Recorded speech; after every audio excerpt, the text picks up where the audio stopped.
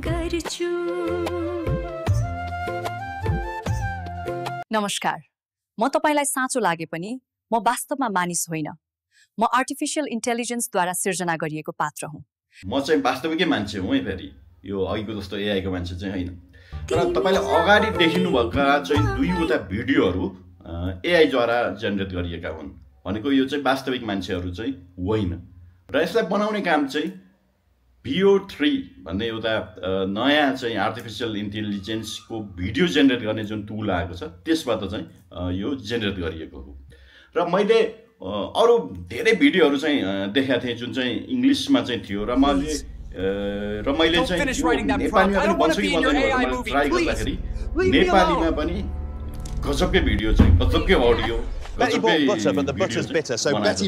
अलिकति प्रब्लम चाहिँ नेपाली टेक्स्टहरूमा चाहिँ देखियो। मैले चाहिँ प्रम्प्टमा चाहिँ त्यो नेपाली टेक्स्ट भनेर देखिने बनाउन अनुरोध गर्दाखेरि पनि उसले चाहिँ नेपाली टेक्स्ट होइन कि अलि त्यो मराठी जस्तो खालको चाहिँ टेक्स्ट बनाएको चाहिँ देखियो।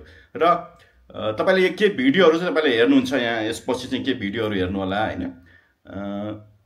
यो जुन सङ्गीत सहितको चाहिँ भिडियो चाहिँ मलाई चाहिँ गजबै लाग्यो। यो चाहिँ गजबै छ, तपाईँ पनि ट्राई गर्न सक्नुहुन्छ। यो गुगलको जेमिनाईमा पनि तपाईँले गर्नुहुन्छ र फ्लोबाट पनि तपाईँले गर्न सक्नुहुन्छ। आजको डिजिटल युगमा तथ्य जाँचको महत्त्व बढ्दो छ। सम्प्रेषणको माध्यममा बढ्दो गलत सूचनाले वास्तविकतालाई ओझेलमा पार्न सक्छ। तपाईलाई लागिरहेको होला म साँच्चीकै मान्छे हुँ, तर होइन, म आर्टिफिशियल इन्टेलिजेन्सले सिर्जना गरेको पात्र हुँ। त्यसो भए तिमी पनि त्यही जाँदैछौ।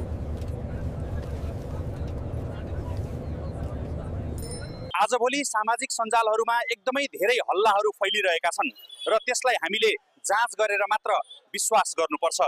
यहाँबाट अघि बढ्नेले आफ्नो पुरानो परिचय छोड्नुपर्छ। साँचो, यात्रा त आफूलाई छाडेपछि मात्र सुरु हुन्छ।